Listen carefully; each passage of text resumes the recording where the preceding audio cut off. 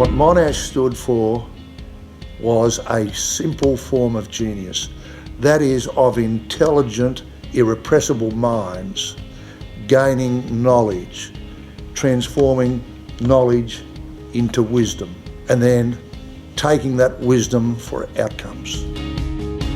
The John Monash Foundation is not only Australia's leading organisation that gives scholarships to young people to study abroad, but it really focuses on leadership.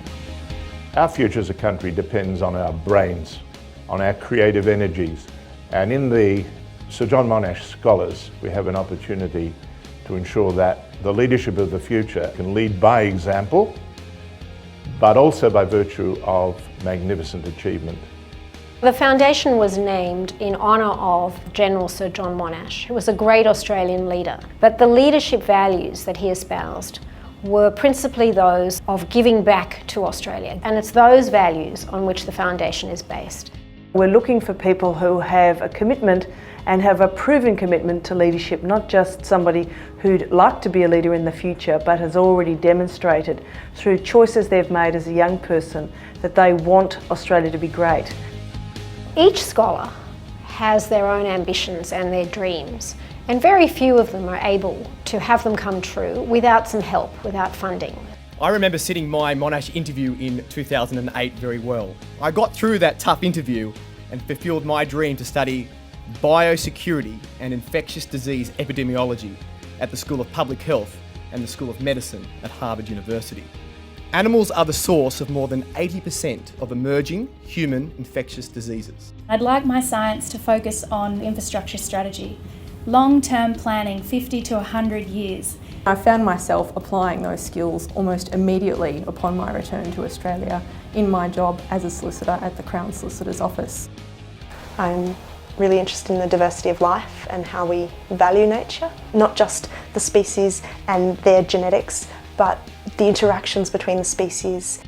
I always knew that studying overseas would enrich my own pursuits and broaden my perspectives a lot more.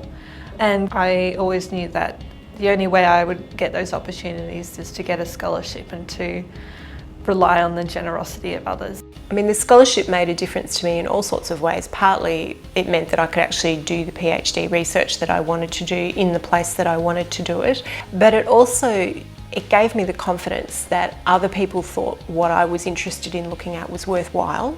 It's encouraged me to aim high, I suppose, with what I'm doing.